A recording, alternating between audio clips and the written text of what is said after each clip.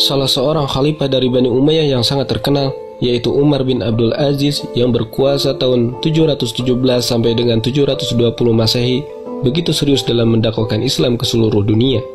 Dalam tulisannya yang berjudul So Letter from the Maharaja to the Khalifah, Fatimi membeberkan sepak terjang Khalifah Umar bin Abdul Aziz dalam menyebarkan Islam ke berbagai negeri di seluruh dunia, termasuk di Nusantara.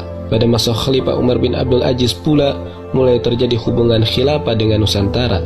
Menurut Fatimi, penguasa kerajaan Sriwijaya yang saat itu berpusat di Pulau Sumatera, Maharaja Sri Indara Farman, pernah menulis surat yang ditujukan kepada Khalifah Umar bin Abdul Aziz di Damaskus. Pada masa-masa berikutnya, Kesultanan Aceh yang berdiri pada tahun 1496 Masehi memperbarui hubungan dan ketaatannya dengan pusat kuasa Islam di Timur Tengah. Ketika pucuk khilafah sudah beralih ke Bani Utsmaniyah di Turki, Sultan Aceh yang ketiga Alauddin Riayat Shah Al-Qahar yang berkuasa pada tahun 1537 sampai dengan 1571 Masehi mengirim surat kepada Khalifah Sulaiman Al-Qanuni di Istanbul pada tahun 1566.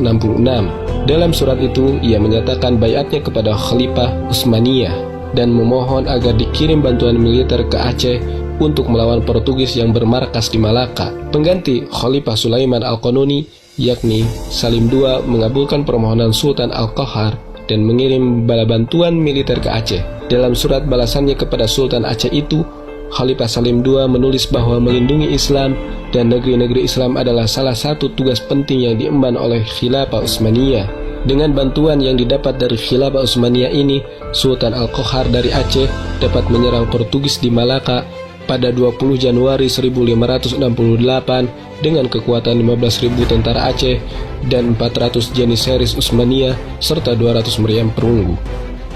Kehadiran pasukan Khilafah Utsmaniyah di Nusantara benar-benar menggetarkan Portugis. Sebaliknya begitu membahagiakan Muslim dan menguatkan Islam. Aliansi antara Sultan Al-Qahar dari Aceh dan Khilafah Utsmaniyah inilah yang kemudian dipaparkan oleh Syekh Nuruddin Araniri dalam kitab Buston As-Salatin. Selain Sultan Aceh, para sultan lain di Nusantara selama abad ke-16 juga beraliansi dan menyeratkan kekaguman yang mendalam kepada Khilafah Utsmaniyah.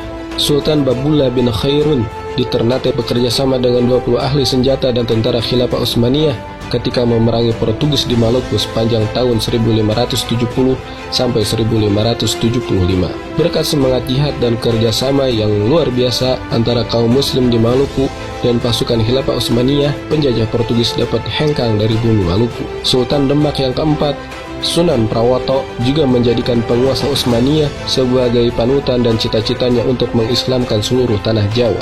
Sepanjang abad ke-17, banyak penguasa Islam di Nusantara yang mengirimkan utusan ke Mekah atau Istanbul untuk menyatakan ketundukannya kepada Khilafah Utsmaniyah.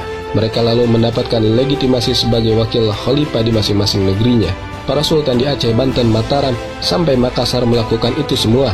Sultan Aceh yang berkuasa pada abad ke-19, Sultan Ibrahim Mansur Shah, bahkan terang-terangan menyatakan negerinya sebagai bagian dari Khilafah Utsmaniyah dalam suratnya kepada Sultan Abdul Majid I pada tahun 1850.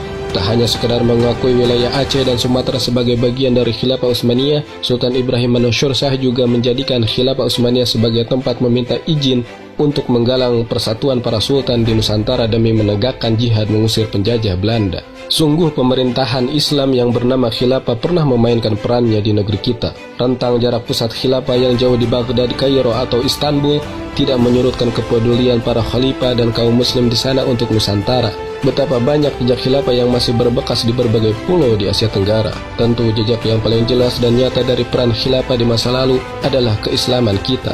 Dengan pengiriman para da'i yang menyebarkan Islam dan pasukan militer yang dikirim khilafah ke Nusantara untuk mengusir penjajah Eropa, kita bisa merasakan nikmatnya Islam dan persaudaraan umat Islam yang tak mengenal sekat kebangsaan. Betapa khilafah mempunyai jasa yang besar untuk kebaikan di negeri ini.